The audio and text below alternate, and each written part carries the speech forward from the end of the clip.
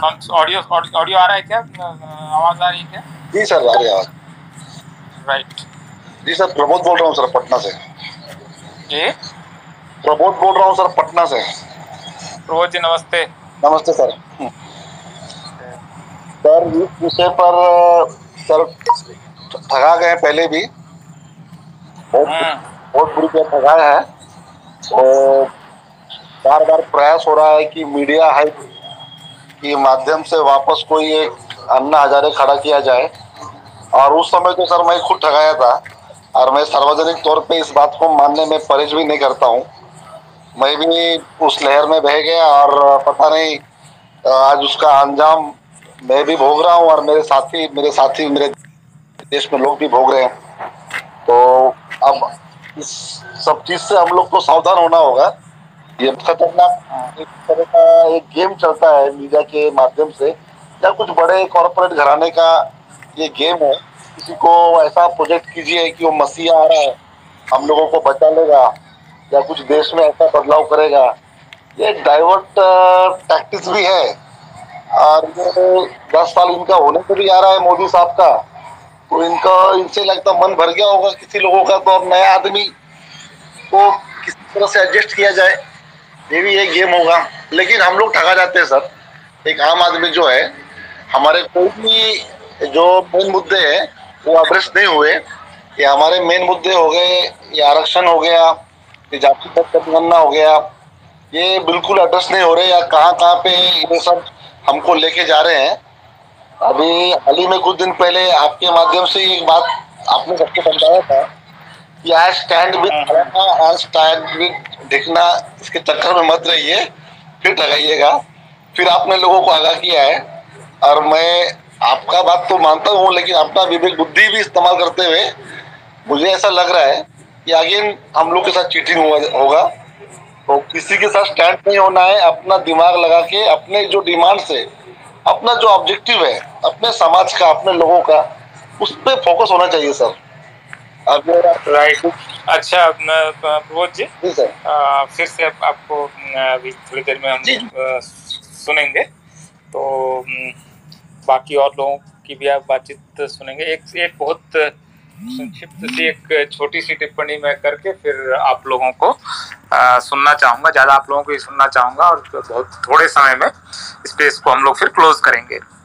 तो देखिए, एक बर्टोल्ट ब्रेक्ट एक बहुत प्रसिद्ध नाटककार रहे हैं, और गैलीलियो नाम का इनका बहुत चर्चित नाटक रहा है।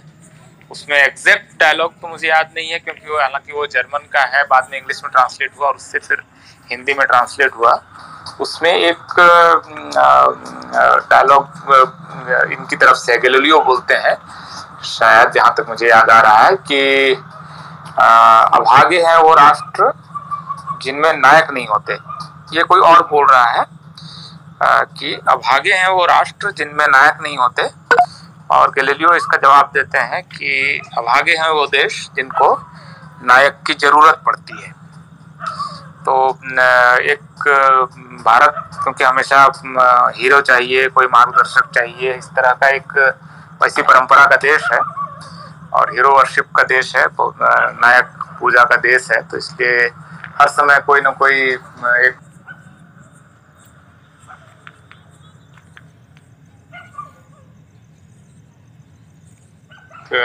आइकन, हीरो हर किसी को, हर जाति को, हर राज्य को, हर भाषा, मतलब चाहिए, मतलब कोई ना कोई चाहिए जो मतलब कुछ मुक्ति का रास्ता बता दे, दिखाए, न भी दिखाए तो भी चलेगा, लेकिन मतलब चमकता हुआ सितारा चाहिए। तो ये हम लोग के अभ्यास में है, मतलब ये कोई एक पीढ़ी दो पीढ़ी से नहीं, कई पीढ़ियों से हम लोग नायकों की तलाश कर रहे हैं, और उसी सिलसिले में नए नए नायक क्रिएट किए जाते हैं। और अब चूंकि नायक क्रिएट करना आसान है, जो डॉक्टर बी.आर. अम्बेडकर अपने बहुत प्रसिद्ध थीसिस रानाडे, गांधी और जिन्ना में कहते हैं कि अगर मीडिया आपके हाथ में है तो आप नायक बना सकते हैं, बहुत आसानी से आप नायक बना सकते हैं अगर मीडिया आपके पास है। तो बाबा साहब, आप समझिए कि आज से लगभग ये 95 साल पहले का ये थीसिस है उनका, जो भाषण की शक्ल में दिया गया था पुणे में। उस समय ही वो कह रहे थे कि अगर मीडिया आपके पास है तो नायक बना सकते हैं। तो अब तो मीडिया बहुत पावरफुल है। पहले का मीडिया क्या था ना, उस समय टेलीविजन नहीं था, मेरे ख्याल से उस समय रेडियो भी रहा होगा, मुश्किल से रहा होगा। सोशल मीडिया इतना बड़ा नहीं था, मैगजीन्स नहीं थी, अखबार भी क्या बिकते थे 25-30 हजार टाइप के। तो अब आज की तारीख में एक एक अखबार की पहुंच करोड़ों में है। तो अब मीडिया इतना पावरफुल है तो आपको नायक तो कुछ कुछ मिलते रहेंगे बीच में, ना मतलब हीरो मिलता रहेगा। तो यही है। और क्योंकि अभी तुरंत तुरंत हमने 2 नायकों को बिल्कुल उम्मीदों से, एकदम उम्मीदों से सफर शुरू हुआ और जाकर बिल्कुल नाउम्मीदी में जाकर गिरा। तो एक तो ये अन्ना हजारे वाला पूरा प्रकरण है जिसमें कि लगा कि भारत अब भ्रष्टाचार मुक्त हो जाएगा। फिर रामदेव बाबा आए कि अगर हम स्विस बैंक से सारा पैसा ले आएंगे तो इतना इतना मिल जाएगा। और फिर उसमें फिर अरविंद केजरीवाल ने भी उसमें उसको इस्तेमाल किया, या अरविंद केजरीवाल इस्तेमाल हुए कहना मुश्किल है, लेकिन उस आंदोलन के बेनिफिशियरी तो अरविंद केजरीवाल हैं। उस आंदोलन बेनिफिशियरी किरण बेदी हैं। उस आंदोलन को कुमार विश्वास एक छोटे मोटे मंचीय कवि से उनका रेट वगैरह जो बढ़ गया वो भी आपने देखा ही किस तरह से। बहुत सारे बेनिफिशियरी हैं उन आंदोलन के, लेकिन देश के तौर पर देश को कुछ नहीं मिला। पता नहीं आप में से कितने लोगों को मालूम होगा कि आज की तारीख में एक लोकपाल है और जो कुछ नहीं करता है, मतलब पिछले कुछ साल में उसने चीज केस हैंडल किए हैं, लोकपाल है भी भारत में। तो वो पूरा आंदोलन एक तरह से देश को एक उम्मीद में डालकर और फिर ले जाके पटका उन्होंने, कहा हुआ आपने देख ही लिया कि फिर उसके बाद कैसी सरकार बनी।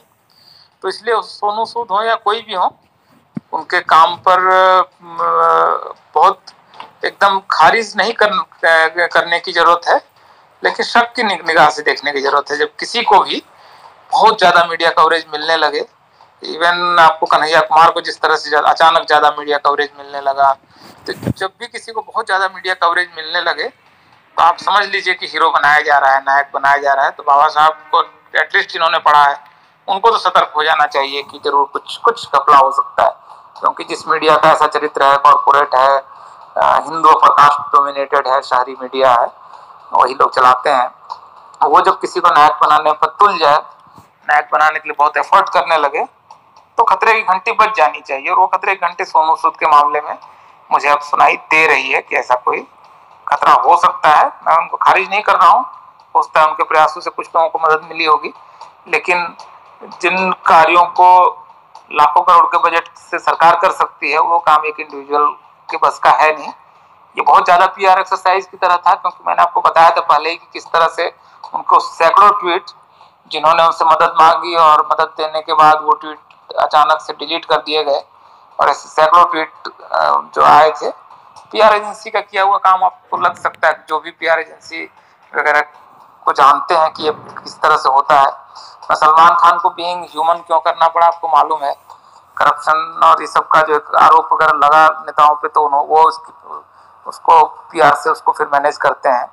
सोनू सूद पर भी आपने देखा कि स्टिंग ऑपरेशन हुआ था उनका कोबरा पोस्ट में, और उनको ऐसी मतलब आप पिछले 10-12 साल में सोनू सूद की किसी फिल्म वगैरह के बारे में मैं तो नहीं जानता हूँ। आमतौर पर पॉपुलर फिल्में मैं देखता हूँ, लेकिन सोनू सूद को करियर में भी बहुत कामयाब व्यक्ति तो है नहीं। तो ये उन्होंने एक तरह से अपने को अपनी इमेज को रिमॉडल रिस्ट्रक्चर करने की कोशिश की है। और अब उनकी चूंकि राजनीतिक महत्वाकांक्षाएं भी जगती हुई दिख रही हैं या लोग उनमें राजनीति ढूंढ रहे हैं, तो सतर्क रहने का समय है मेरे ख्याल से। इतना ही अब मैं कहूँगा, अभी उनको एकदम पूरी तरह से रिजेक्ट मैं नहीं कर रहा हूँ, लेकिन उनके एक व्यक्ति के काम से उनके काम से कुछ ज्यादा होने जाने को है नहीं। वो मतलब एक नमक का दाना बराबर का ही मामला है, जो उसका वो चाहे प्रचार जितना भी कर लें बहुत लंबा चौड़ा, बहुत लिमिटेड लोगों को, मतलब 100 लोगों को मदद करके आप इतनी बड़ी हवा बना सकते हैं जैसे कि लगे कि आपने ही पूरे देश का कल्याण कर डाला है। तो ये कुल मिलाकर मेरी एक बहुत छोटी सी संक्षिप्त टिप्पणी है।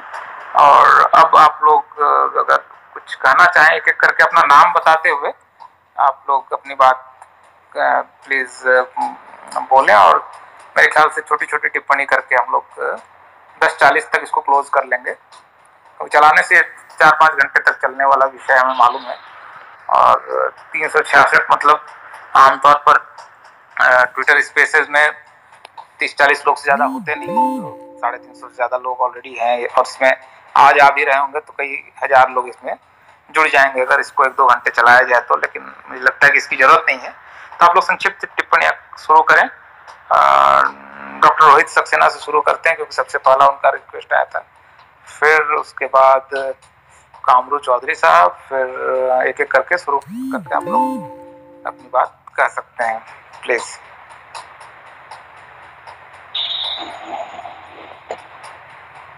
डॉक्टर साहब प्लीज गो अहेड। और शिवानंद यादव जी अगर आप सुन रहे हैं तो आप बोलिए, अगर डॉक्टर साहब की आवाज नहीं आ रही तो।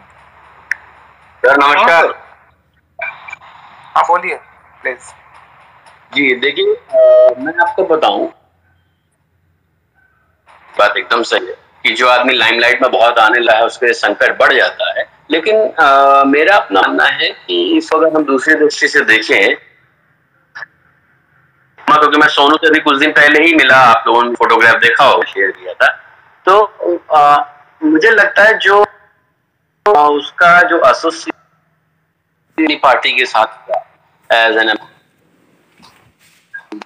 शिक्षा के लिए को सपोर्ट करेगा कि आदि में वो पार्टी शिक्षा, तो मैंने थोड़ा सा एक बात बोली थी उनसे कि मुझे लगता है इससे थोड़ा कहीं ना कहीं आपको कुछ हर्डल्स आएंगे, तो he was laughing on this, देखेगा क्या हो। तो मुझे लगता है आपकी आवाज बहुत ब्रेक होकर आ रही है, पता नहीं क्यों। सबके बाद एक लोकपाल बन गया, पिनाकी चंद्रा घोष जी वहां पर भारत के लोकपाल बन गए।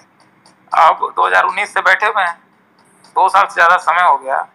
क्या किया, कहाँ भ्रष्टाचार मिटा रहे हैं, क्या कर रहे हैं, किसका भ्रष्टाचार मिटा रहे हैं, कौन सा ऑफिस है सरकारी ऑफिस जहाँ बगैर पैसे का काम हो रहा है, मतलब कौन सेल टैक्स वाला, कौन सा काम हो रहा है जो पहले नहीं होता था। तो बदला क्या, मतलब सवाल यह है कि आपके सारे लोग उसमें ठगे गए एक तरह से, जो प्रॉमिस था उसमें कुछ नहीं हुआ। ना स्विस बैंक से पैसा आया, बाबा रामदेव काला धन मिटाने चले थे, अल्टीमेटली खुद एक भारत के बड़े कॉर्पोरेट बन गए, 10,000 करोड़ से ज्यादा उनकी संपत्ति हो गई है। तो मतलब एक तो तरीका चीजों को ये भी देखने का है ना, कि जिसको हम लोग बोलते हैं कि टेलियोलॉजिकली देखिए। टेलियोलॉजिकली का मतलब है कि भाई उसका टेलोस देखिए, एंड रिजल्ट देखिए। तो टेलोस क्या है उस आंदोलन का? टेलोस यही है कि उसके ज्यादातर लोग आज की तारीख में सत्ता में है, सबका वजन 20-20 किलो बढ़ा है उस आंदोलन में, जितने नेता है मेरे ख्याल से। एक मन बाबा रामदेव थोड़ा फिटनेस उनका ठीक होगा, बाकी सब मोटे हो गए।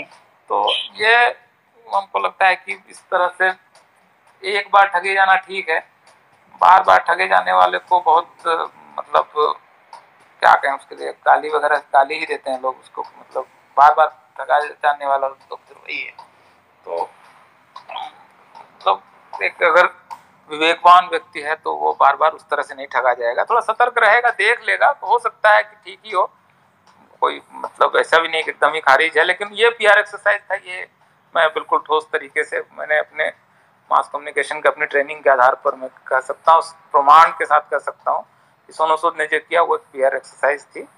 उसमें कुछ लोगों को भला हो गया होगा, 100-200-150 जो भी, लेकिन ये जितना था उससे बहुत ज्यादा, कई गुना ज्यादा एम्पलीफाई किया गया है। और जिस देश में इतनी बड़ी आबादी हो वो उसमें इस सब का कोई खास मतलब है नहीं। ये कुछ काम इंस्टीट्यूशनल होते हैं कि आपको देश में साक्षरता फैलानी है, भाई ठीक है, आप दिल बहुत अच्छा है, आप करोड़ 2 करोड़ रुपया खर्च के कितने को साक्षर बना लेंगे आप, तो सब इससे दुनिया बदलती नहीं। खैर, और जी मैं बोलूं दिलीप जी, मैं बोलूं? नमस्कार जी। बोलिए ना। हाँ नमस्कार जी। ये जो आपका मुद्दा है आज, क्या सोनू सूद अन्ना हजारे बन पाएगी नहीं, ये तो मालूम नहीं है, समय बोलेगा। लेकिन मैं आज के डेट में इतना जानता हूं कि दिलीप मंडल जी आज के अंबेडकर हो सकते हैं जरूर। बहरहाल देखिए ये मुद्दा पे इसको छोड़ दीजिए, नहीं मतलब ये मतलब इतना अच्छा ठीक है, भी नहीं है। नहीं, जिस तरह से आप ओबीसी के लिए काम कर रहे हैं, जी बिल्कुल बिल्कुल, स्कॉलर बनने की कोशिश हर किसी को करनी चाहिए बस। जी तो मुद्दा जो है आज जो है, मैं इतना जल्दी मैं जजमेंटल नहीं होऊंगा सोनू सूद का बारे में। जरूर उसने 100-200 आदमी का हेल्प किया है, उसने जो से मार्केटिंग कर आगे बढ़ा है उसको देखिए। मेन जो पीछे जब वो माइग्रेंट लेबर्स को हेल्प कर रहा था और गवर्नर महाराष्ट्र का गवर्नर से जाकर मुलाकात किया कोश्यारी के साथ में, तभी हम लोग भाबते थे कि इसका कुछ ना कुछ अल्टीरियर एजेंडा, एक मोटिव है, जो कि धीरे धीरे जब लास्ट पे जाकर वहां पे जाकर केजरीवाल के साथ में मिलकर जो है ब्रांड एम्बेसडर बन गया आम आदमी पार्टी का। तो बहरहाल एक थोड़ा बहुत तो हमको ये नजर आया। लेकिन आज अगर सोनू सूद में एक बंदा का नाम ले रहा हूं यहाँ पे, आप लोग कोई ऐसा हो तो जो काउंटर कर सकते हैं कि इंडियन यूथ कांग्रेस को जो श्रीनिवास थे उन्होंने किस तरह से हेल्प किया, लेकिन कोई ना मीडिया किया है ना तो किस तरह से उन्होंने पर्सनल प्रोपेगेंडा किया है, लेकिन दिन रात 24 घंटा किसी को ऑक्सीजन कंधों पे पहुंचा रहा था कोरोना के टाइम में, किसी को हॉस्पिटल बेड दिलवा रहा था, किसी को आर्थिक सहायता कर रहा था, अपना साधन जितना भी था सीमित उसमें उसने मदद कर रहा था। लेकिन सोनू सूद का हमने क्या देखा, तो किसी माइग्रेंट लेबर को प्राइवेट जेट को किराया कर भेजो। अरे भाई, इतना बड़ा पब्लिसिटी आपको चाहिए होता है, एक्सरसाइज भी कोई चीज होता है, आपने मदद किया, वेरी गुड। लेकिन उस गुना ज्यादा, जैसे दिलीप जी ने बोला है कि ये एक प्रोपेगेंडा एक्सरसाइज था, और इसके लिए जो है कि मैं इसलिए इस वक्त जजमेंटल नहीं होऊंगा। हाँ, लेकिन ये अगर इस तरह से बाबा क्या बोलते हैं अन्ना हजारे का जैसा एक उस 12-13 में जिस तरह से इन्होंने एक मुहिम चलाया था, से कांग्रेस गवर्नमेंट को हटाया जाए, तो ये आज में उनका एजेंडा सामने आया, तो सोनू सूद का भी एजेंडा वक्त आने सामने आएगा।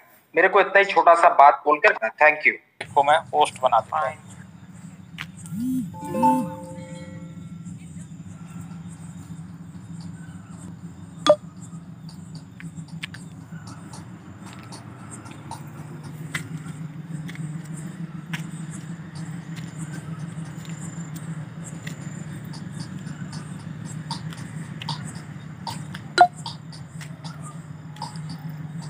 ऑडियो आ रही है क्या प्रबोध जी?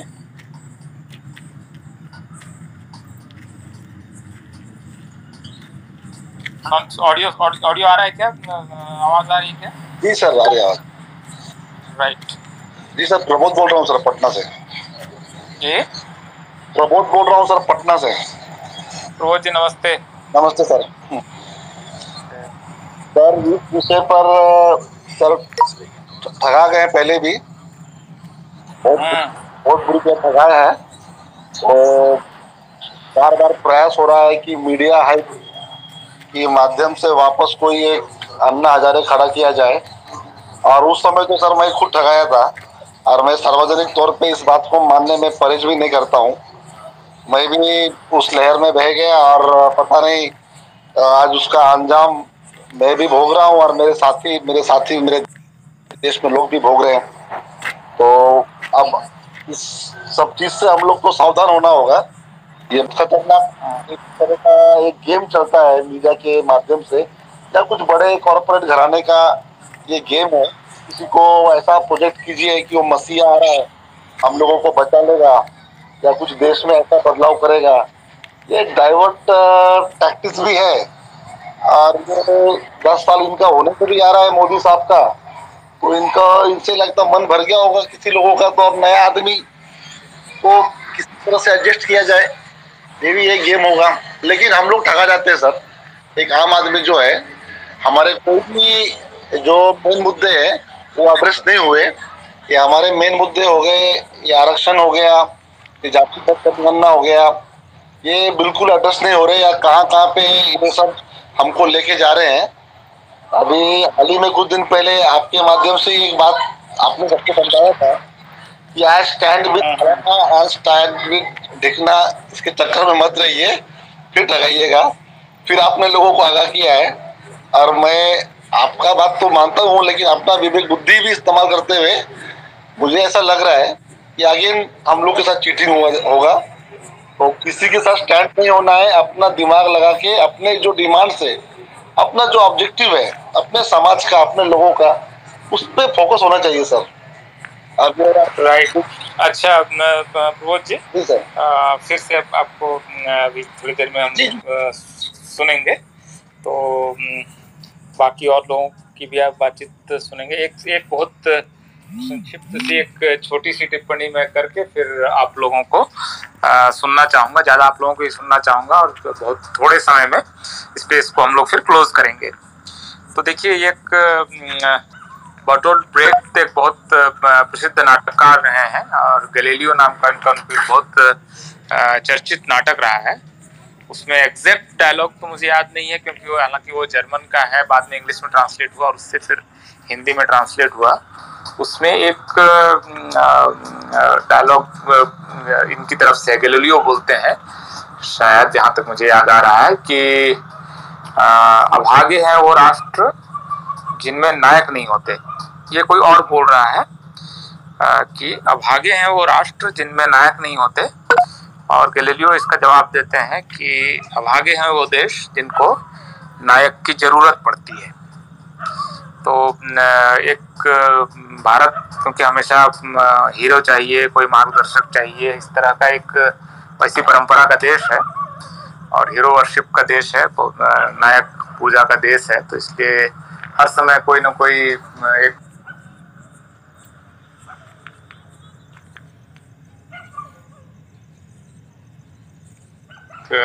आइकन, हीरो हर किसी को, हर जाति को, हर राज्य को, हर भाषा मतलब चाहिए, मतलब कोई ना कोई चाहिए जो मतलब कुछ मुक्ति का रास्ता बता दे, दिखाए, ना भी दिखाए तो भी चलेगा, लेकिन मतलब चमकता हुआ सितारा चाहिए।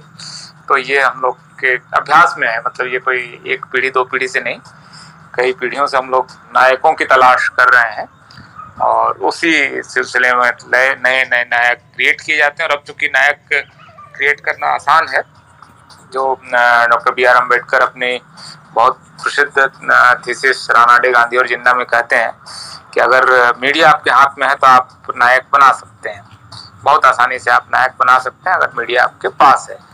तो बाबा साहब, आप समझिए कि आज से लगभग ये 95 साल पहले का ये थीसिस है उनका, जो भाषण की शक्ल में दिया गया था पुणे में। उस समय ही वो कह रहे थे कि अगर मीडिया आपके पास है तो नायक बना सकते हैं। तो अब तो मीडिया बहुत पावरफुल है।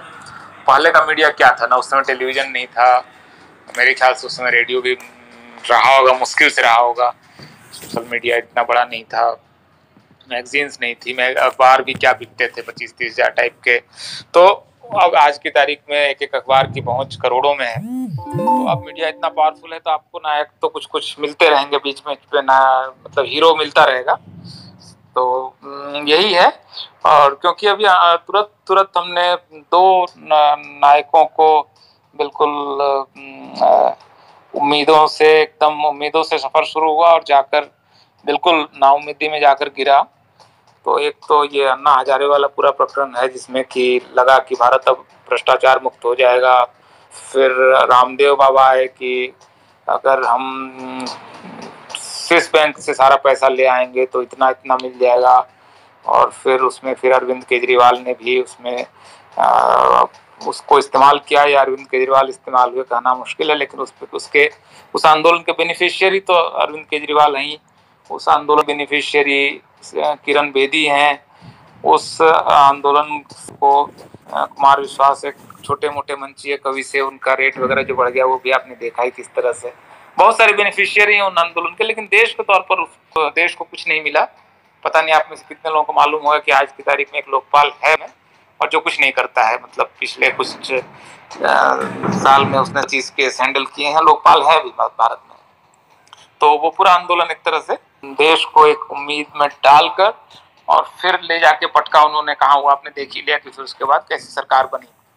तो इसलिए सोनू सूद हो या कोई भी हो, उनके काम पर बहुत एकदम खारिज नहीं करने की जरूरत है, लेकिन शक की निगाह से देखने की जरूरत है। जब किसी को भी बहुत ज्यादा मीडिया कवरेज मिलने लगे, इवन आपको कन्हैया कुमार को जिस तरह से अचानक ज्यादा मीडिया कवरेज मिलने लगा, तो जब भी किसी को बहुत ज्यादा मीडिया कवरेज मिलने लगे तो आप समझ लीजिए कि हीरो बनाया जा रहा है, नायक बनाया जा रहा है। तो बाबा साहब को एटलीस्ट जिन्होंने पढ़ा है उनको तो सतर्क हो जाना चाहिए कि जरूर कुछ घपला हो सकता है, क्योंकि जिस मीडिया का ऐसा चरित्र है, कॉर्पोरेट है, हिंदू अपर कास्ट डोमिनेटेड है, शहरी मीडिया है, वही लोग चलाते हैं। वो जब किसी को नायक बनाने पर तुल जाए, नायक बनाने के लिए बहुत एफर्ट करने लगे, तो खतरे की घंटी बज जानी चाहिए। और वो खतरे की घंटी सोनू सूद के मामले में मुझे अब सुनाई दे रही है कि ऐसा कोई खतरा हो सकता है, मैं उनको खारिज नहीं कर रहा हूँ, हो सकता है उनके प्रयासों से कुछ लोगों को मदद मिली होगी, लेकिन जिन कार्यों को लाखों करोड़ के बजट से सरकार कर सकती है वो काम एक इंडिविजुअल के बस का है नहीं। ये बहुत ज्यादा पीआर एक्सरसाइज की तरह था, क्योंकि मैंने आपको बताया था पहले ही कि किस तरह से उनको सैकड़ों ट्वीट जिन्होंने उनसे मदद मांगी और मदद देने के बाद वो ट्वीट अचानक से डिलीट कर दिए गए, और ऐसे सैकड़ों ट्वीट जो आए थे। पीआर एजेंसी का किया हुआ काम आपको लग सकता है, जो भी पीआर एजेंसी वगैरह को जानते हैं कि ये किस तरह से होता है। सलमान खान को बीइंग ह्यूमन क्यों करना पड़ा आपको मालूम है, करप्शन और ये सब का जो आरोप वगैरह लगा नेताओं पे, तो वो उसको पीआर से उसको फिर मैनेज करते हैं। सोनू सूद पर भी आपने देखा कि स्टिंग ऑपरेशन हुआ था उनका कोबरा पोस्ट में, और उनको ऐसी मतलब आप पिछले 10-12 साल में सोनू सूद की किसी फिल्म वगैरह के बारे में मैं तो नहीं जानता हूँ, आमतौर पर पॉपुलर फिल्में मैं देखता हूँ, लेकिन सोनू सूद को करियर में भी बहुत कामयाब व्यक्ति तो है नहीं। तो ये उन्होंने एक तरह से अपने को अपनी इमेज को रिमॉडल रिस्ट्रक्चर करने की कोशिश की है, और अब उनकी चूंकि राजनीतिक महत्वाकांक्षाएं भी जगती हुई दिख रही हैं या लोग उनमें राजनीति ढूंढ रहे हैं, तो सतर्क रहने का समय है मेरे ख्याल से। इतना ही अब मैं कहूँगा, अभी उनको एकदम पूरी तरह से रिजेक्ट मैं नहीं कर रहा हूँ, लेकिन उनके एक व्यक्ति के काम से उनके काम से कुछ ज्यादा होने जाने को है नहीं। वो मतलब एक नमक का दाना बराबर का ही मामला है, जो उसका वो चाहे प्रचार जितना भी कर लें बहुत लंबा चौड़ा, बहुत लिमिटेड लोगों को मतलब 100 लोगों को मदद करके आप इतनी बड़ी हवा बना सकते हैं जैसे कि लगे कि आपने ही पूरे देश का कल्याण कर डाला है।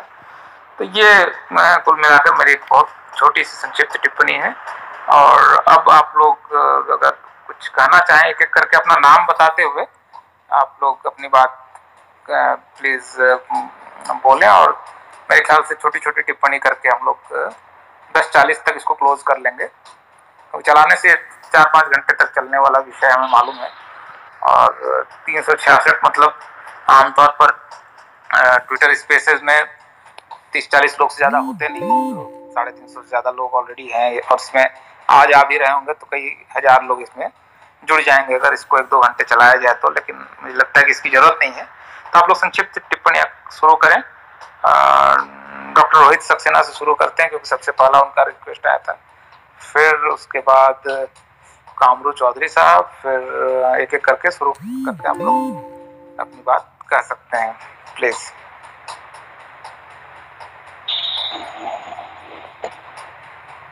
डॉक्टर साहब प्लीज गो अहेड। और शिवानंद यादव जी अगर आप सुन रहे हैं तो आप बोलिए, अगर डॉक्टर साहब की आवाज नहीं आ रही तो। सर नमस्कार। हाँ बोलिए प्लीज। जी देखिए, मैं आपको बताऊं, बात एकदम सही है कि जो आदमी लाइमलाइट में बहुत आने लगा है उसके संकट बढ़ जाता है, लेकिन मेरा अपना मानना है कि इस अगर हम दूसरी दृष्टि से देखें, क्योंकि मैं सोनू से भी कुछ दिन पहले ही मिला, आप लोगों ने फोटोग्राफ देखा होगा, शेयर किया था, तो मुझे लगता है जो उसका जो एसोसिएशन पार्टी के साथ एज एन शिक्षा के लिए पार्टी को सपोर्ट करेगा कि आदि में वो पार्टी शिक्षा, तो मैंने थोड़ा सा एक बात बोली थी उनसे कि मुझे लगता है इससे थोड़ा कहीं ना कहीं आपको कुछ हर्डल्स आएंगे, तो he was laughing on this, देखेगा क्या हो। तो मुझे लगता है आपकी आवाज बहुत ब्रेक होकर आ रही है, पता नहीं क्यों।